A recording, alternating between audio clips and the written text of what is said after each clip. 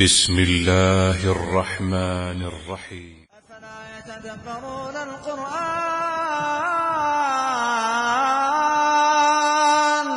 أفلا يتدبرون القرآن أم على قلوب أقفالها.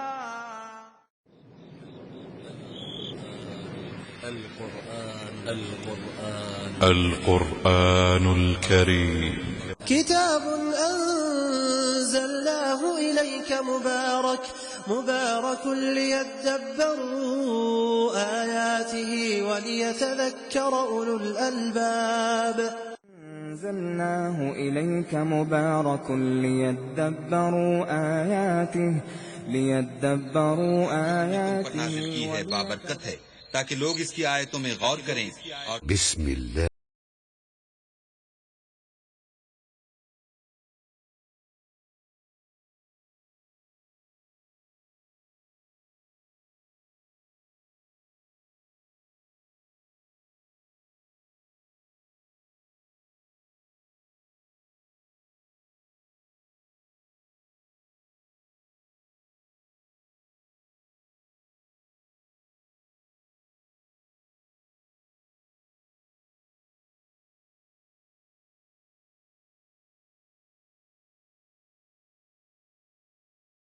نحمده ونستعينه ونستغفره ونعوذ بالله من شرور أنفسنا ومن سيئات أعمالنا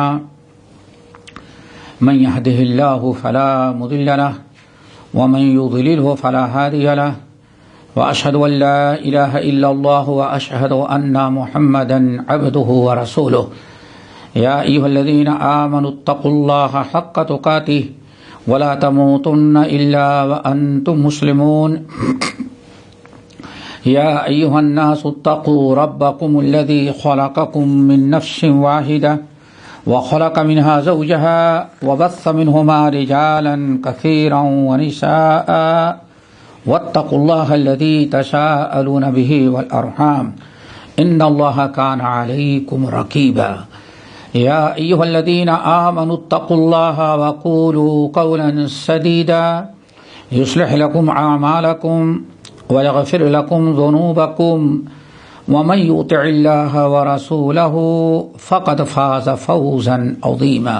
أما بعد فإن خير الحديث كتاب الله وخير الهدي هدي محمد صلى الله عليه وسلم وشر الأمور محدثاتها وكل محدثة بدعة وكل بدعة ضلالة وكل ضلالة في النار. فاعوذ بالله من الشيطان الرجيم. بسم الله الرحمن الرحيم. وإذ ابتلى إبراهيم ربه بكلمات فأتمهن قال إني جاعلك للناس إماما. محترم حضرات،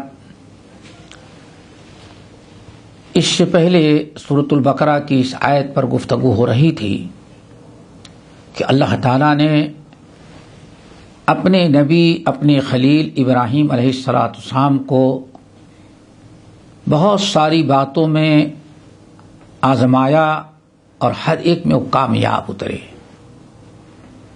جب ہر آزمائش میں کامیاب اترے تو اللہ نے ان کو انعام کیا دیا؟ فرمایا انی جاعلک للناس اماما. ابراہیم جاؤ، ہم نے آپ کو لوگوں کا پیشوا بنایا. رہتی دنیا تک لوگ آپ کو پیشوا سمجھتے رہیں گے اور آپ کی پیشوائی کا ڈنکا بجتا رہے گا. بہت بڑی نعمت تھی اور بہت بڑا اللہ تعالیٰ کا انعام و فضل و کرم ہے کہ ابراہیم خلیل اللہ کو اللہ تعالیٰ نے پیشوا بنایا. انی جاعلک للناس اماما. اب وہ چند باتیں کیا تھی جس میں آزمایا گیا؟ اللہ تعالیٰ نے جن کے ذریعے ابراہیم خلیل اللہ کو آزمایا تو عبداللہ بن عباس رضی اللہ تعالی عنہما کا خیال ہے کہ وہ 30 باتیں تھیں، 30 چیزیں تھیں جن میں اللہ تعالیٰ نے اپنے نبی ابراہیم خلیل اللہ کو آزمایا اور امتحان لیا اور کامیاب اترے. 10 سورۃ التوبہ 10 وہ آیات جو بعد آزمائش کی بڑی اہم تھی. اللہ تعالیٰ نے اس امت کو 30 باتیں دی ہیں اور قرآن میں نازل کیا ہے. اور قرآن میں کہاں؟ 3 سورتوں میں. 10 سورۃ التوبہ، 10 سورۃ مومنون اور 29ویں پارے سورہ معارج میں. سورۃ توبہ التائبون العابدون الحامدون السائحون گزر چکی ہے. آج انشاءاللہ ہم آپ کے سامنے سورہ معارج کی وہ 10 آیات ہم پیش کریں گے. سورۃ معارج. سأل سائل بعذاب واقع للکافرین لیس له دافع من اللہ ذی المعارج. 29ویں پارے کی یہ سورت. وہ آیتیں کہاں ہیں؟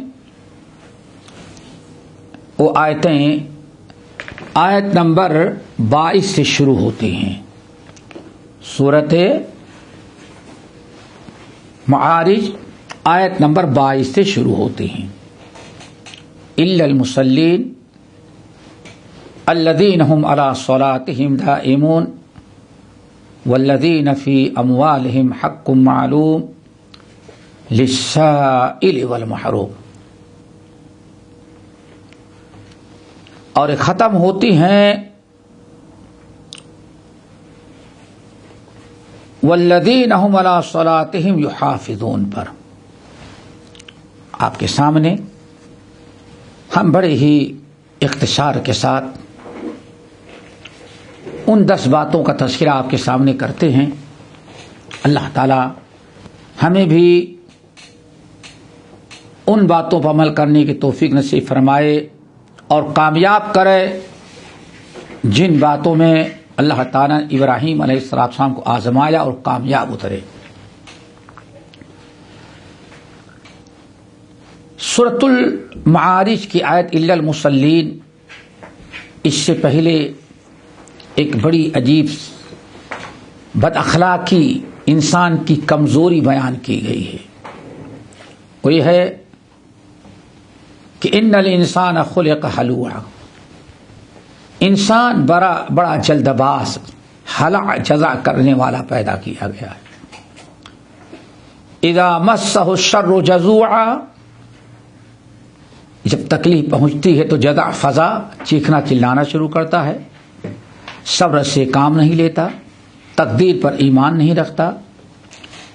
اور وَإِذَا مَسَّهُ الْخَيْرُ مَنُوعًا، اور جب اللہ تعالیٰ خیر سے نوازتا ہے تو نیکیوں سے دور ہو جاتا ہے. وہ نیکی سے بالکل کنارہ کشی اختیار کر لیتا ہے. رب العالمین نے فرمایا الا المصلین. اس بد اخلاقی اور اس بدترین چیز سے اگر کوئی محفوظ رہے گا تو وہ جس کے اندر یہ 10 باتیں پائی جائیں.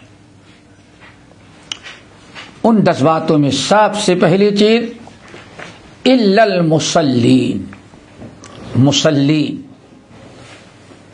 مصلی کی جمع مسلین ہے.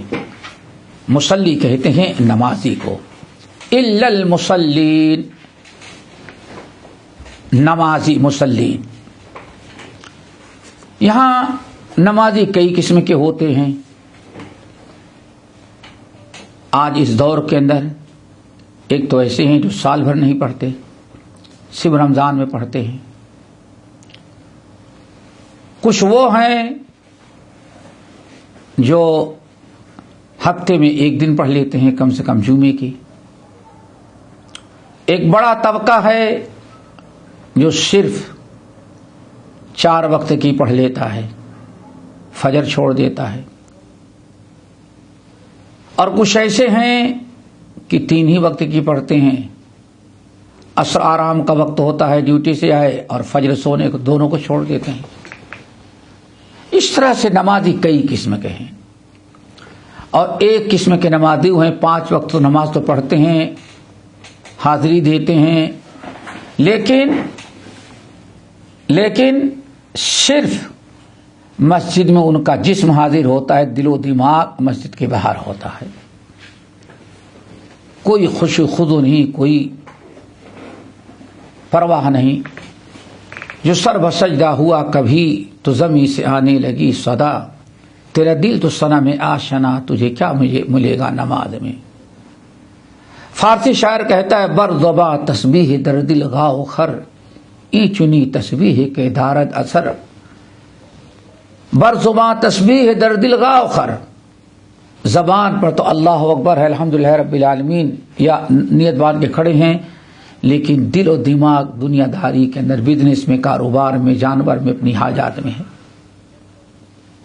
تو فارسی شاعر کہتا ہے بر زباں تسبیح در دل گاؤ خر، ای چنی تسبیح کے دارد اثر۔ زبان پر تو نماز ہے، رکوع سجدہ کر رہے ہیں، لیکن دل و دماغ پوری دنیا داری میں مسجد کے باہر لگا ہوا ہے۔ ای چنی تسبیح کے دارد اثر، یہ ایسی تسبیح، ایسی نماز کیا تاثیر ہوگی، اس میں کیا فائدہ ہوگا؟ تو پہلے مسلین کا مطلب سمجھیں۔ الا المسلین، پہلی چیز ہے مسلین، جس کا مطلب یہ ہے کہ 5 وقتہ نماز کی وہ پابندی کرتے ہیں۔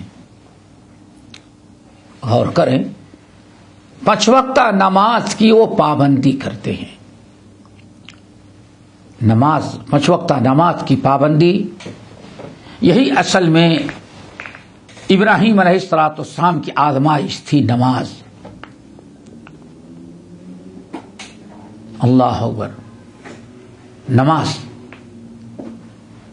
ہمارے اوپر 5 وقت کی نماز ہے۔ اللہ کے رسول فرماتے ہیں 5 صلوات، 5 وقت کی نماز اللہ نے تم پر فرض کرا دیا ہے۔ من حافظ علیہا کانت لہ نورا و برہانا و نجات یوم القیامہ۔ ان 5 وقتہ نماز کی جو پابندی کرے گا، اس کو قیامت کے دن نجات، برہان اور نور عطا ہوگا، اور جو ان کو ضائع کر دیا اس کا حشر فرعون، حامان، قارون، ابی بن خلف کے ساتھ، ان بڑے بڑے کافروں کے ساتھ ہوگا۔ یہ بڑی شدید وعید ہے دوستو۔ عبداللہ بن مسعود رضی اللہ تعالیٰ عنہ کہتے ہیں، اس آیت کا ایک مطلب یہ بھی ہے، الا المصلین، مسلین ایک مطلب یہ بھی ہے کہ یصلونہا لوقتہا، ہمیشہ وہ نماز پڑھتے ہیں اس کے وقت پر، تاخیر نہیں کرتے، بڑی پابندی سے نماز پڑھتے ہیں، کبھی وقت ضائع نہیں کرتے، وقت پر پڑھتے ہیں، بے وقت نہیں کرتے۔ نماز کا وقت ہوا، اول وقت ہوا، پڑھ لیتے ہیں، ذرہ برابر وہ نماز میں تاخیر نہیں کرتے۔ یہ پہلی چیز ہے دوستو۔ دوسری چیز، اللہ اکبر، الذین هم علی صلاتهم دائمون۔ 10 باتوں میں سے دوسری بات، الذین هم علی صلاتهم دائمون، وہ لوگ ہیں جو اپنی نماز میں دوام برتتے ہیں، دائم، قائم و دائم بولتے ہیں، ہمیشہ دائم ہے، نماز میں ہے۔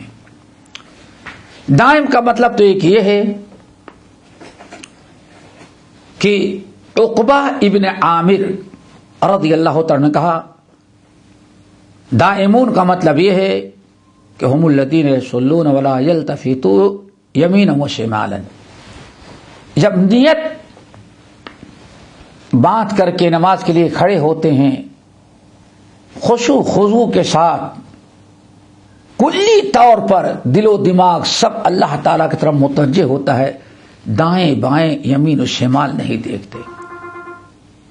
دائیں بائیں دیکھنا، نگاہوں کو ترچھی نگاہوں سے دائیں بائیں دیکھنا، یہ خشوع خضوع کے خلاف ہے۔ یہ عقبہ ابن عامر رضی اللہ تعالیٰ عنہ تفسیر کرتے ہیں۔ بعض اہل علم نے کہا دائم کا مطلب یہ ہے الساکن، جسے کہا جاتا ہے ماء الدائم، ٹھہرا ہوا پانی۔ اللہ اکبر، ٹھہرا ہوا پانی،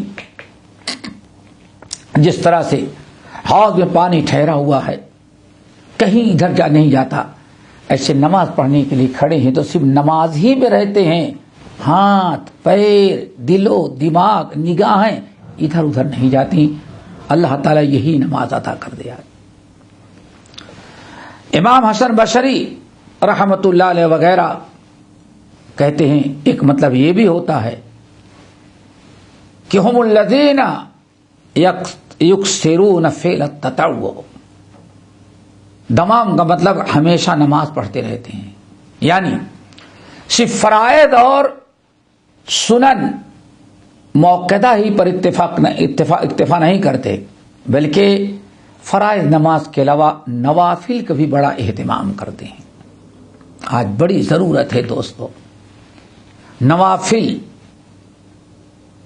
سے انسان بہت دور ہے۔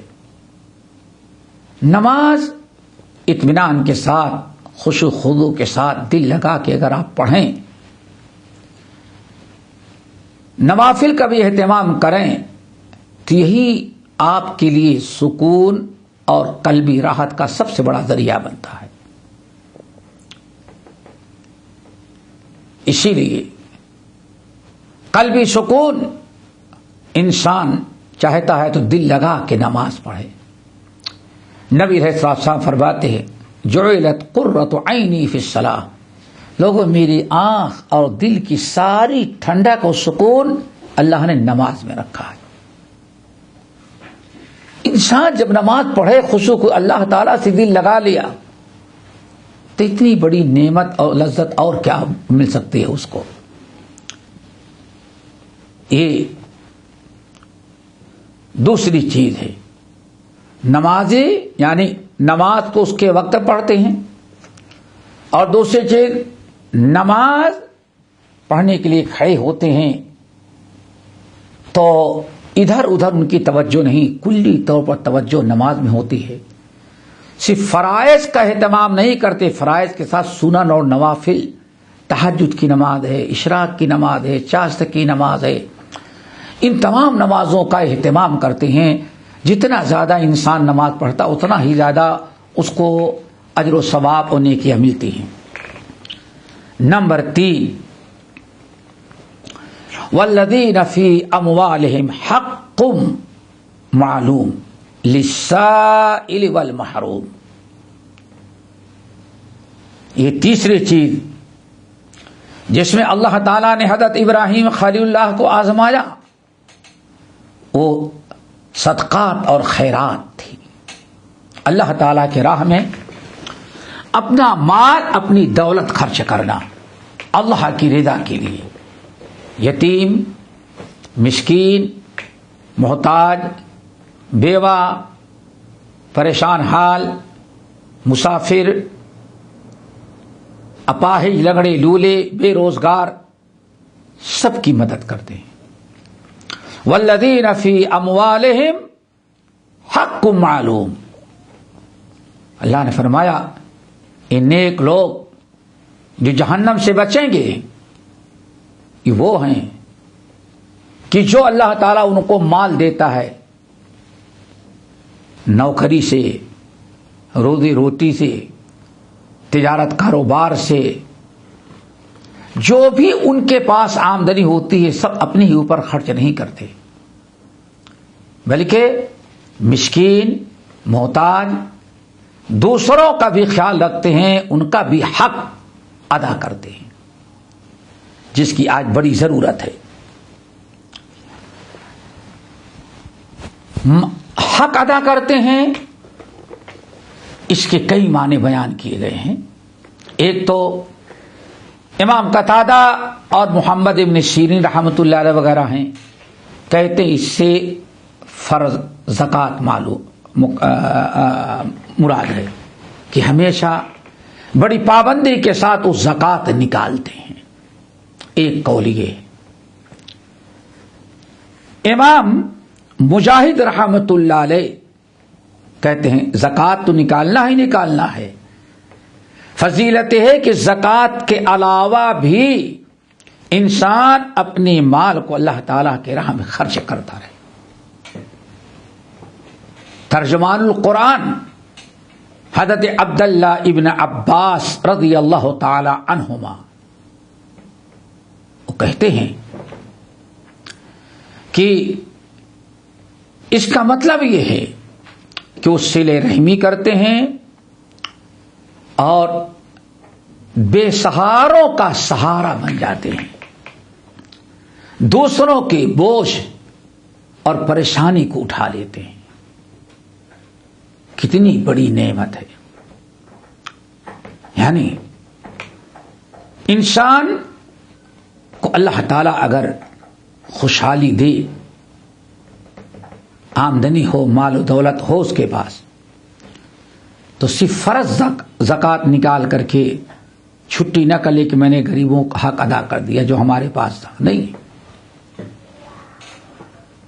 نفع تو فرض آپ نے ادا کیا، نفلی طور پر انفاق فی سبیل اللہ کی جو بڑی فضیلت آئی ہے، قدم قدم قرآن پاک کی کتنی آیات احادیث، اتقوا النار ولو بشق تمرہ، ایک کھجور ہو ہی صدقہ کر کے جہنم سے بچاؤ، کتنی بڑی دولت کہ جہنم سے بچ جائے انسان۔ تو یہ زکوٰۃ، خیرات، یہ نکالنا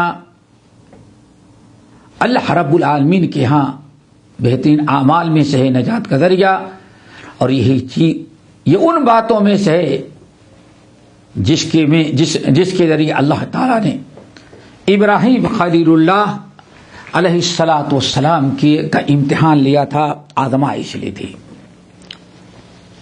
فرمایا، عبداللہ بن عباس نے مزید وضاحت کی کہ صلہ رحمی، غیروں کا بوجھا اٹھانا، ان کے دکھ درد میں کام آنا، اور یہ بہت بڑی فضیلت کی چیز ہے کہ انسان اپنے مال کے ذریعے کسی اور کے کام آ جائے۔ اپنے اوپر تو سبھی استعمال کر لیتے ہیں، دوسروں پر خرچ کرنا، دوسروں کے کام آ جانا، یہ بہت بڑی نیکی ہے۔ نمبر 4، الذین یصدقون بیوم الدین، قیامت کے دن کی تصدیق کرنا، یوم الجزا، قیامت کا۔ انسان قیامت پر ایمان رکھے، یہ تو بننے کے لیے ضروری ہے، مومن بننے کے لیے ارکان ایمان میں سے ہے۔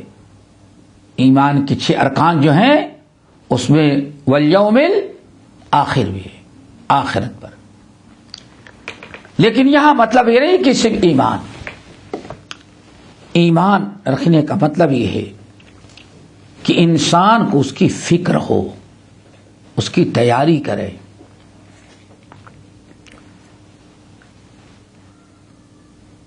اس کی فکر، اس کی تیاری کرے، اپنے عمل سے اس کی تصدیق کرے۔ کتنی عجیب سی چیز ہے، اور آج ہم لوگ کس طرح سے بھولے ہوئے ہیں۔ اسی لیے اللہ کے رسول نے ارشاد فرمایا، وَمَنْ أَرَادَ الْآخِرَةَ ترک زینت الحیات الدنیا.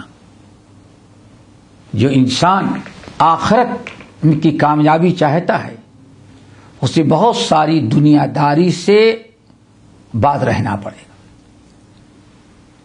انسان کے فکر آخرت میں سب سے بڑی رکاوٹ جو بنتی ہے وہ دنیا داری بنتی ہے. انسان قرآنی آیات پر غور کرے. کلا بل تحبون العاجلہ وتذرون الآخرہ. کلا بل تحبون العاجلہ. تمہیں ہدایت اب نہیں مل رہی ہے, تم ہدایت نہیں قبول کر سکتے. وجہ کیا ہے؟ وجہ یہ ہے کہ تم دنیا کی محبت میں اس قدر مشغول ہو گئے ہو, دنیا داری میں, کہ تمہیں آخرت پر غور فکر کرنے, آخرت کے سوچنے کے موقع ہی تمہیں نہیں ملتا. کلا بل تحبون العاجلہ وتذرون الآخرہ. آخرت کو تو نظر انداز کر دیتے ہو اور دنیا کی بڑی فکر, بڑی محبت تم کو ہوتی ہے. آج دوستو یہ بہت بڑی آزمائش ہے. دنیا اور آخرت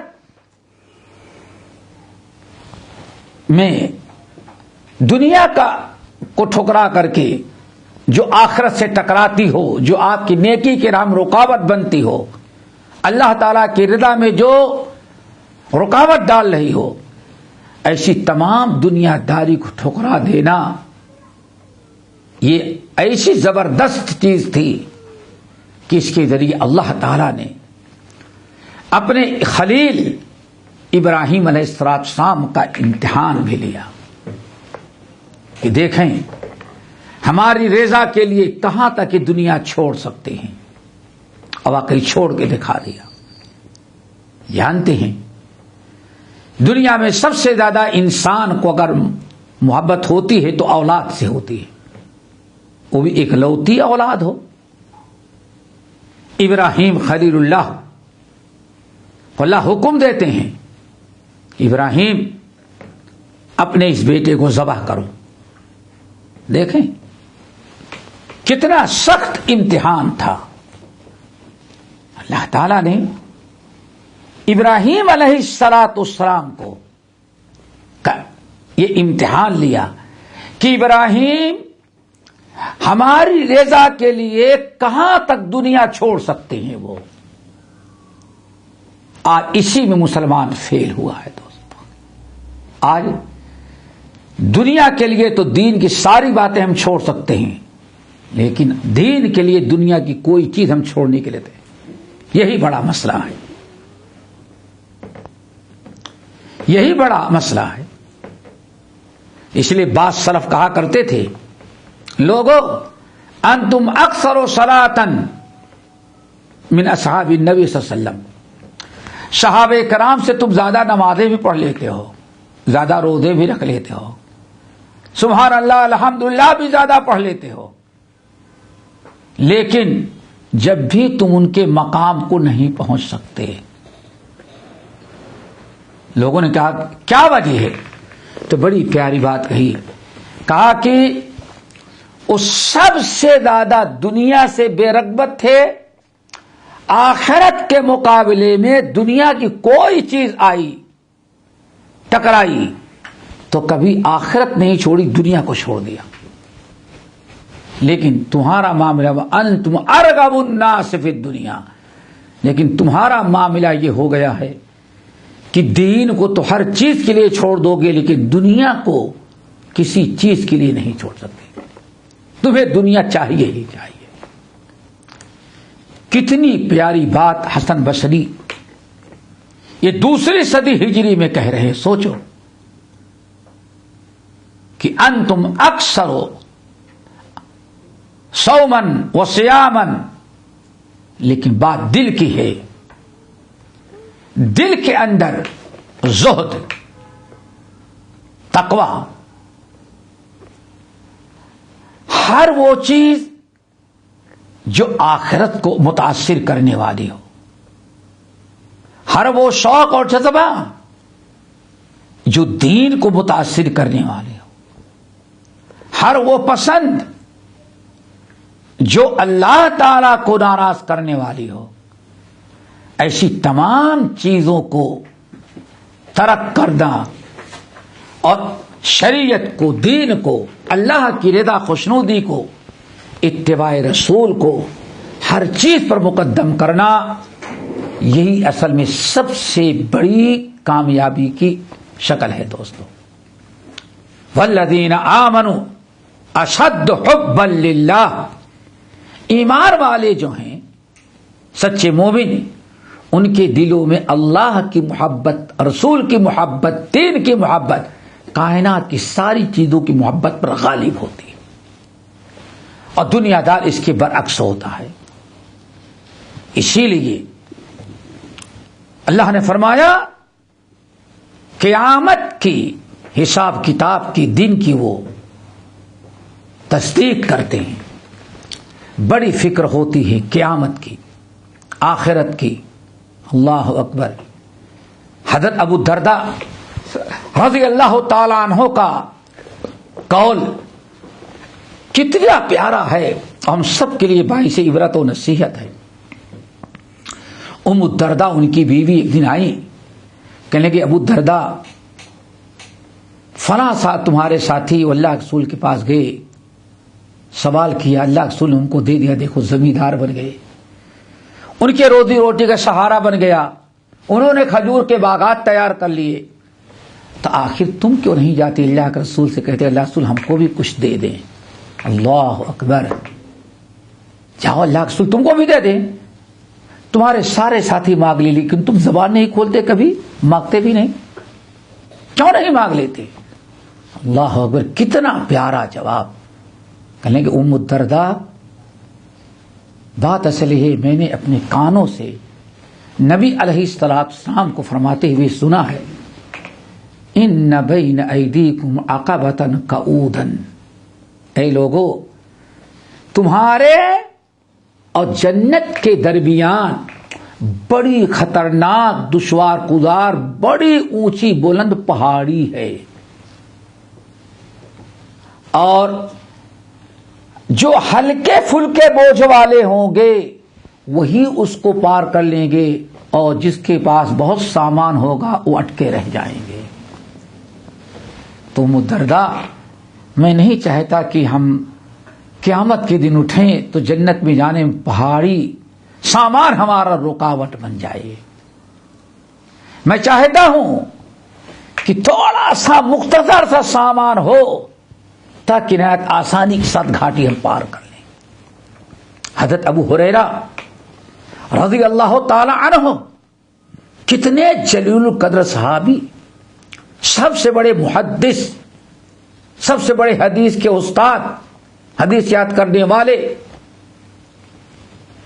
انتقال کے وقت مرض الموت میں ایسے دیوار کے ساتھ چارپائی رکھی ہوئی تھی، اسی پر لٹا دیے گئے ہیں۔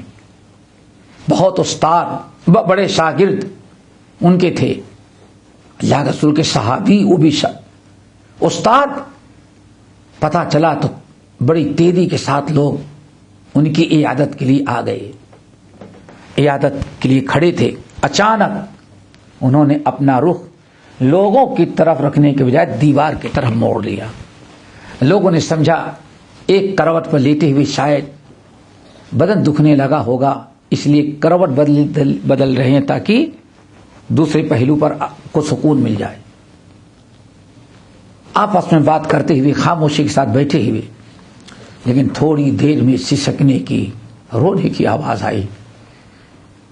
ابو ہریرہ رو رہے ہیں، اور رونے کی آواز اب لوگوں نے کچھ دیر کے بعد سنا کہ ان کی سسکیاں بن گئی ہیں۔ ہاتھ پکڑ کے پلٹا اور لوگوں نے اپنی طرف کیا تو دیکھتے ہیں کہ زاروں قطار رو رہے تھے، داڑھی تر ہو رہی تھی، آنسو بہ رہے ہیں، ٹپک رہے ہیں۔ جتنے شاگرد تھے عیادت کرنے والے، انہوں نے کہا کہ ابو ہریرہ آپ ہم سب کے استاد ہیں، اللہ کے رسول کے شاگرد ہیں، آپ کیوں رو رہے ہیں؟ اگر آپ کو اس بیوی کی فکر ہے کہ بیوی بیوہ ہو جائے گی، اس کی کون دیکھ بھال کرے گا، تو اللہ کی قسم آپ اس بیوی کی بیوگی کی پرواہ نہ کریں۔ اللہ کی قسم ہم لوگ اس کو اپنی بہن سمجھ کر کے اپنی بیویوں سے زیادہ خوشحال رکھنے کی کوشش کریں، اس کی پرواہ نہ کریں۔ اگر آپ کو بچوں کے یتیم ہونے کا ڈر ہے تو آپ فکر نہ کریں، ہم آپ کے بچوں کو یتیم ہونے کا احساس نہیں ہونے دیں گے، اپنے بچوں سے زیادہ آپ کے بچوں کا خیال کریں گے۔ اگر آپ کو ڈر ہے کہ یہ گھر ویران ہو جائے گا، اگر کہیں کچھ ٹوٹ گیا گر گیا تو اس کا سیانہ ریپیئرنگ کون کرے گا، تو ہم لوگ ذمہ دار ہیں۔ آپ کیوں روتے ہیں؟ ابو ہریرہ رو رہے ہیں، آنکھ سے آنسو بہ رہے ہیں۔ لوگوں کو جواب دیا، کہا لوگوں تم غلط سمجھ رہے ہو، اللہ کی قسم مجھے اس بات پر رونا نہیں آ رہا ہے کہ میری بیوی بیوہ ہو جائے گی، بچے یتیم ہو جائیں گے، ایک گھر ویران ہو جائے گا، نہیں، اصل میں میرے رونے کی وجہ یہ ہے کہ ذات قلیل و سفر طویل، جس سفر پر میں جا رہا ہوں وہ سفر بہت لمبا ہے۔ ذات قلیل و سفر طویل، رونا اس بات پر ہے کہ سفر تو بہت لمبا ہے لیکن توشہ ہمارے پاس بہت تھوڑا ہے۔ اس بات کا ڈر لگا ہوا ہے کہ پتہ نہیں منزل مقصود تک پہنچ سکے کہ نہ پہنچ سکے۔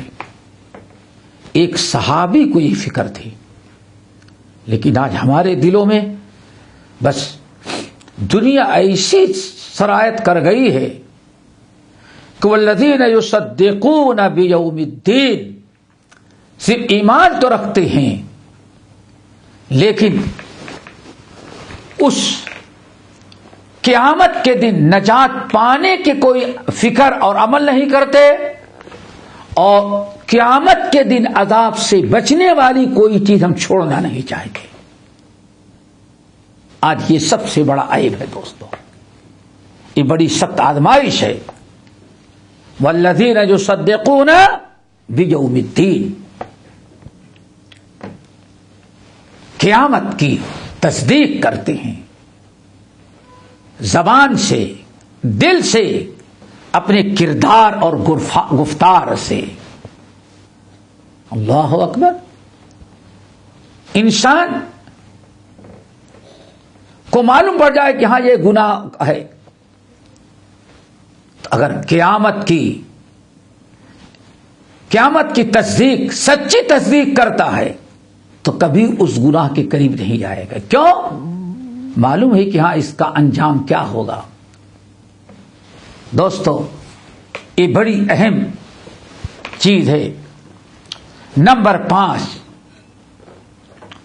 والذین هم من عذاب ربهم مشفقون، یہ بھی جن چیزوں سے بھی اللہ تعالیٰ نے اپنے نبی ابراہیم خلیل اللہ کو آزمایا، اس میں یہ بھی تھی کہ رب کے عذاب سے انسان کتنا ڈرتا ہے۔ اللہ اکبر۔ رب اپنا عذاب دکھاتا نہیں۔ دنیاوی عذاب تو انسان دیکھ لیتا ہے، آنکھ بند ہونے کے بعد جو عذاب ہے وہ انسان اپنی آنکھوں سے نہیں دیکھتا، دیکھے گا تو وہی قیامت کے دن یا قبر کے اندر، دنیا میں نہیں دیکھ پا رہا ہے۔ اسی لیے من خشی الرحمن بالغیب، بغیر اللہ کو، اللہ کے عذاب کو، اللہ کے عذاب قبر کو، اللہ تعالیٰ کے تیار کردہ عذاب نار کو دیکھا نہیں ہے، لیکن جب بھی وہ ڈرتا ہے، کانپتا رہتا ہے، خوف زدہ ہے۔ دیکھنے کے بعد تو سبھی مان لیتے ہیں، کافر بھی مان لے گا۔ معاملہ یہ ہے کہ اس سے بچنے کی فکر ہو۔ جب بھی انسان سے کوئی گناہ ہو، توبہ ہو، گناہ ہو، کوئی برائی ہو جائے، اللہ تعالیٰ کا اگر ڈر ہے، اللہ تعالیٰ کے عذاب سے ڈرتا ہے، تو بچنے کا صرف ایک راستہ وہ سمجھتا ہے، چھوڑ دو، توبہ استغفار کر لو۔ لیکن ایک انسان زندگی بھر صرف نماز کا مسئلہ لے لے، صرف نماز کا مسئلہ لے لے، آدمی زندگی بھر نماز، سال بھر چھوڑتا ہے نماز، لیکن کبھی اس کے دل میں نماز نہ پڑھنے کا جو عذاب ہے، قبر کے اندر، حشر کے اندر، جہنم کے اندر، اس سے بچنے کی کوئی فکر کرتا ہی نہیں، کوئی ٹینشن ہی نہیں اس کو۔ ذرا سوچو، کوئی ٹینشن ہی نہیں اس کو، بغیر دیکھے۔ یہی اصل میں دوستو آزمائش ہے۔ دیکھنے کے بعد تو سب کو یقین، ثم لترونها عین الیقین، اپنی آنکھوں سے دیکھ تو یقین تو آ ہی جائے گا۔ کمال تو ہے کہ اللہ تعالیٰ کے عذاب کو بغیر دیکھے اس سے ڈر، اس پر اس کی تصدیق کر دو، بغیر دیکھے۔ ورنہ آپ بتائیں، اللہ تعالیٰ بیان فرماتے ہیں مثال کے طور پر، فخلف من بعدهم خلف اضاعوا الصلاة واتبعوا الشهوات فسوف يلقون غیا۔ ان لوگوں نے دین کو چھوڑا، خواہشات کی پیروی کرنے لگے، نماز کو چھوڑا، لہو و لعب، کھیل کود مشغول ہو گئے۔ اللہ اکبر۔ اللہ فرماتے ہیں فسوف یلقون غیا، یہ سارے لوگ ایسے ہیں جن کو ان قریب یقیناً ان کو جہنم کے گڈھے میں ڈال دیا جائے گا۔ قرآن تو پڑھتا ہے، معلوم ہے انسان کو، لیکن اس کے باوجود بھی انسان آج تک اپنے بچنے کی فکر نہیں کر رہا ہے۔ اللہ کے عذاب قبر سے لے کر کے عذاب نار تک مانتا تو ہے، ایمان ہے کہ ہاں ایسا ہوگا، لیکن اس سے بچنے کی فکر نہیں کرتا، اس عذاب کا ڈر اس کے دل میں نہیں۔ اگر ڈر ہوتا تو انسان چھوڑ دیتا۔ اگر انسان کو معلوم ہو کہ اس دیوار میں کرنٹ آ گیا، بارش ہوئی، کرنٹ آ گیا ہے، ہزاروں روپیہ دینے کے باوجود بھی اس کو چھونے کے لیے تیار نہیں ہے۔ اگر معلوم ہو جائے کہ ہاں اس بل میں سانپ گیا ہے، آدمی ہاتھ ڈالنے کے لیے تیار نہیں ہے، کہیں ایسا نہ ہو سانپ ڈس لے۔ اب آپ بتائیے، اس پر تو تھوڑے سے خطرے سے اپنے آپ کو ہم نے بچا لیا، کیا کبھی احساس ہوتا ہے ہمارے اندر؟ ہم نے یہ سوچا کہ اللہ نے قرآن میں، نبی نے حدیث میں بار بار سینکڑوں جگہ عذاب سے ہم کو ڈرایا ہے۔ رب نے تو ڈرایا، نبی نے ڈرایا، لیکن ہم ڈرتے ہی نہیں۔ ہمارے اندر آج تک ڈر پیدا نہیں ہوا۔ والذین هم من عذاب ربهم مشفقون، اپنے رب کے عذاب سے ڈرتے ہیں۔ آج کتنے ڈرنے والے ہیں سوچ لو دوستو۔ جب رب کے عذاب کا ڈر دل سے نکل جائے تو انسان کو کوئی چیز سدھار نہیں سکتے۔ اللہ تعالی ہم سب کے دلوں میں اپنا خوف پیدا کر لے دوستو۔ نمبر 6، والذین هم لفروجہم حافظون، اپنی عزت، اپنی عفت، اپنی شرمگاہوں کی حفاظت کرتے ہیں۔ مرد ہوں، عورت ہوں، بوڑھے ہوں، جوان ہوں، اپنی عزت، عصمت، عفت اور پاک دامنی کی حفاظت کرتے ہیں۔ اپنے آپ کو کسی گناہ اور برائی مبتلا نہیں کرتے۔ اللہ رب العالمین نے فرمایا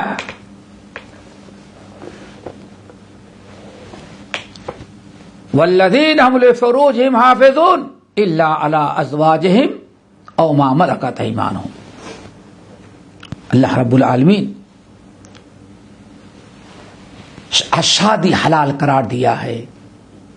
انسان شادی کرے، ایک دوسرے کی سکون اور قلب کی راحت، گناہوں اور برائیوں سے بچنے کا ذریعہ بنایا ہے. اللہ رسول نے ارشاد فرمایا نکاح آدھا ایمان ہے.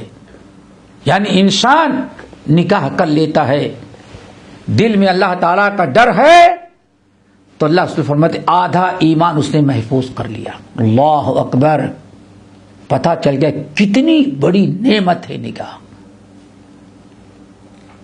فَلْيَتَّقِ اللَّهَ فِي الشَّطْرِ الثَّانِي. اب اسے آدھے ایمان، آدھے اسلام پر عمل کرنے کے لیے اللہ تعالیٰ سے تقویٰ کی ضرورت ہے. اللہ اکبر.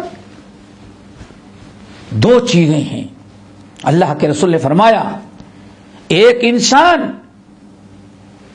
شادی کے بعد بیوی گھر میں آ جائے تو آدھا اسلام اس کا محفوظ ہو گیا. اور آدھا اسلام کس سے محفوظ ہوگا؟ تقوی اللہ تعالی. ذرا سوچو، آج انسان اپنی عصمت، عصمت، عزت، پاک دامنی سب کو پامال کر دیتا ہے. اور یہ چیز بالکل ایک یہ منکر رہی نہیں گئی ہے. اللہ اکبر. نمبر 7 ہوگا نا، والذین هم لأماناتهم. نمبر 8 وعہدہم راعون. اللہ اکبر. کتنی امانت ابراہیم علیہ السلام کو اللہ تعالی نے امانت داری کا حکم دے کر کے امتحان لیا کہ ابراہیم کہاں تک امانت داری اپناتے ہیں. امانت داری اس کی بڑی ضرورت ہے دوستو. کہتے ہیں اہل علم کہتے ہیں امانت یہاں ایک اس میں عام ہے، اس میں جنس ہے. مراد ہر قسم کی امانت ہے. امانت دو طرح کی ہے، سمجھنے کی ضرورت ہے. ایک امانت تو ہے جو بندوں کی ہے، دوسری امانت وہ ہے جو اللہ اس کے رسول کی امانت ہے. جیسے کہ سورہ انفال کے اندر لا تخونوا اللہ والرسول وتخونوا اماناتکم انا عرضنا الامانۃ علی السماوات والارض والجبال. ہم نے امانت آسمان، زمین، پہاڑوں پر پیش کیا، سبوں نے انکار کر دیا. تو دوستو امانت کا مطلب سب سے پہلے بندوں کی امانت. یہ بندوں کی امانت جو ہے وہ کئی قسم کی ہے. ایک تو یہ ہے دوستو کہ جس کو ہم ساری دنیا امانت سمجھتی ہے، اپنی کوئی امانت، مال، دولت، کوئی سامان بطور امانت کے دے دیا، بھائی میں فلاں جگہ جا رہا ہوں، امانت ہے، آپ اس کو رکھ لیں. لوگ صرف اسی کو امانت سمجھتے ہیں. یہ بھی امانت ہے، بڑی امانت ہے. لیکن ایک دوسری امانت اور کیا ہے جس کو لوگ امانت نہیں سمجھتے. انسان آپس میں ایک دوسرے کے ساتھ بیٹھتا ہے، کچھ راز کی باتیں ہوتی ہیں، وہ امانت ہے. ایک شوہر اس کے لیے ضروری ہے کہ اپنی بیوی کی راز کی باتیں کسی سے نہ بتائے. اس شوہر خیانت کر رہا ہے کس کی؟ اپنی بیوی گھر کی. بیوی کو چاہیے کہ گھریلو معاملات میں شوہر کی جو باتیں ہوتی ہیں راز کی، وہ باہر کسی سے نہ بتائے. کیا یہ ایک امانت ہے؟ اسی طرح سے آپس میں کبھی ایک کوئی میٹنگ ہوتی ہے، کوئی بیٹھک ہوتی ہے اور کوئی راز کی بات کی جاتی ہے اور کہا جاتا ہے بھائی یہ بات یہیں چند آدمیوں میں ہے، اس کے علاوہ یہ بات لیک نہیں ہونی چاہیے، عام نہیں، کسی کہنا نہیں چاہیے. اللہ رسول فرماتے المجالس امانہ، مجلس میں بیٹھ کے جو تم نے بات کہی یہ بھی امانت ہے. اللہ اکبر. لوگ اس کو امانت نہیں سمجھتے، یہ بھی امانت ہے. اور امانت کی ایک شکل ہے، انسان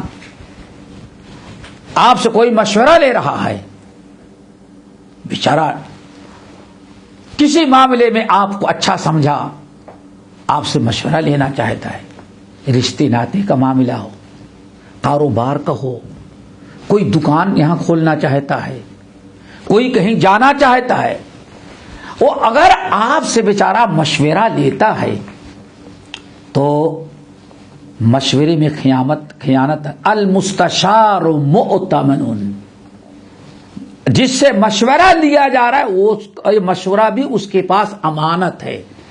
اچھا مشورہ دے جس کو اچھا سمجھتا ہے وہ، اگر ذرا برابر ادھر ادھر چھپایا یا غلط مشورہ دیا قصدن تو اللہ سبحانہ اس نے امانت میں خیانت کی. اللہ اکبر. اسی طرح سے ایک بڑی زبردست امانت ہے جس کو سمجھنا چاہیے لوگ، وہ یہ ہے کہ کسی کمیٹی، حکومت، کسی ادارے، کسی کمپنی کی طرف سے یا اور کسی انسان نے آپ پر کوئی ذمہ داری ڈال دی تو یہ ذمہ داری بھی کیا ہے؟ امانت ہے.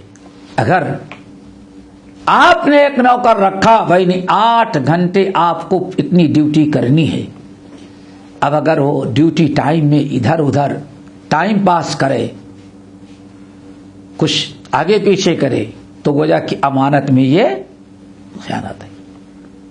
تو یہ تو امانت کا مسئلہ ہے دوستو. بہت ساری اور شکلیں ہیں، اور ایک ہے امانت اللہ اس کے رسول کی. اللہ اس کے رسول کی امانت کہا جاتا ہے پوری شریعت اسلامیہ کیا ہے ہمارے پاس؟ امانت ہے. یہ 30 پارے کا قرآن کی ہر آیت یہ امانت ہے. اور اگر کوئی انسان،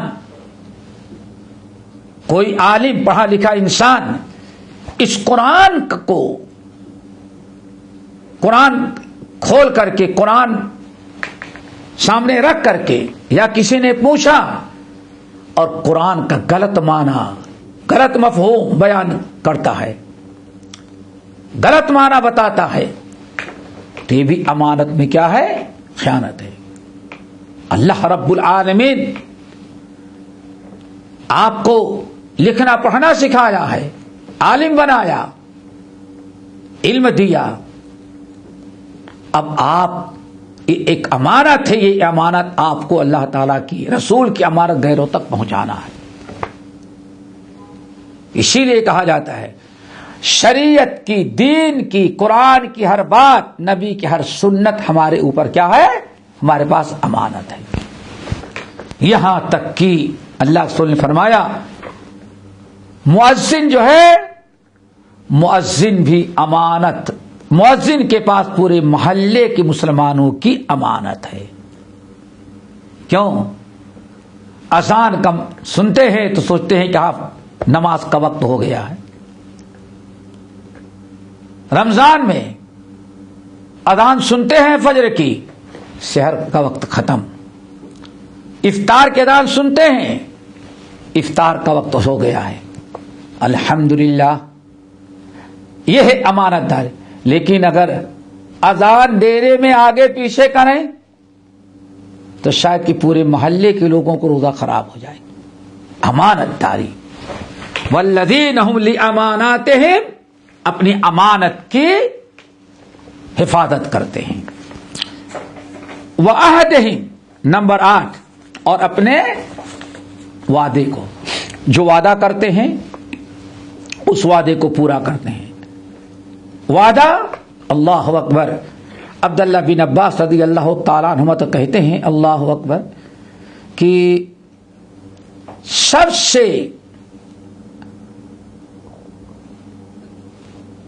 بڑی امانت جو ہے وہ کیا ہے؟ سب سے بڑا وعدہ لا الہ الا اللہ محمد، یہ وعدہ ہے۔ اسی لیے ہمیں چاہیے کہ ہمیشہ انسان وعدہ پورا کرے۔ نمبر 9 والذین هم بشہاداتہم قائمون، جو گواہی پر قائم رہتے ہیں۔ آج بڑی ضرورت ہے گواہی پر، گواہی دیتے ہیں تو سچائی پر قائم رہتے ہیں۔ آج کتنی ضرورت ہے، آج گواہی بکتی ہے، آج گواہ بکتے ہیں، پیسے کے ذریعے گواہ۔ اللہ اکبر، جو گواہی ہے قرآن قوامین کا حکم دیا، سچی گواہی دینے والے تم رہو۔ کیوں؟ تمہاری سچی غلط گواہی سے، سچی اور غلط گواہی سے بہت فیصلے ہو جاتے ہیں، کتنے نقصانات ہو جاتے ہیں اگر گواہی غلط دی جائے اور سچی گواہی نہ دی جائے تب۔ اسی لیے قرآن پاک نے حکم دیا سچی گواہی دو، اگر اپنے خلاف پڑتی ہے اپنے اہل ویال کی جب بھی سچی گواہی دو۔ قوموا للہ قوامین، کھڑے ہو جاؤ۔ نہ ہو گئے؟ نمبر 10 آخر میں والذین هم علی صلاتہم یحافظون، جو اپنی نمازوں کی حفاظت کرتے ہیں۔ 10 ہو گئے نا؟ نماز کی حفاظت، نماز کے وضو کی، نماز کے رکوع کی، نماز کے سجود کی، نماز کے وقت کی، نماز کے خشوع خضوع کی، اپنے نماز کی حفاظت کرتے ہیں۔ کوئی ایسا عمل نہیں کرتے جس سے ان کی نماز بیکار ہو جائے، ضائع ہو جائے۔ اللہ نے فرمایا یہی ہیں اولئک، یہی ہیں جو جنت کے اندر بڑی عزت کے ساتھ داخل۔ یہ 10 باتیں ہیں سورہ معارج کی۔ ٹائم ختم ہو گیا، ابھی 10 باتیں ہیں، انشاءاللہ 20 باتیں ہو گئیں، 10 باتیں اور ہیں جن کا تذکرہ انشاءاللہ اگلے درس میں کریں گے ہم۔ اقول قولی ھذا واستغفر اللہ من کل ذنب واتوب الیہ۔ ہمارے چینل کو سبسکرائب کیجیے اور بیل آئیکن کو دبانا نہ بھولیں تاکہ آپ کو نئی ویڈیو برابر ملتی رہیں۔ لائک اور شیئر کرنا نہ بھولیے۔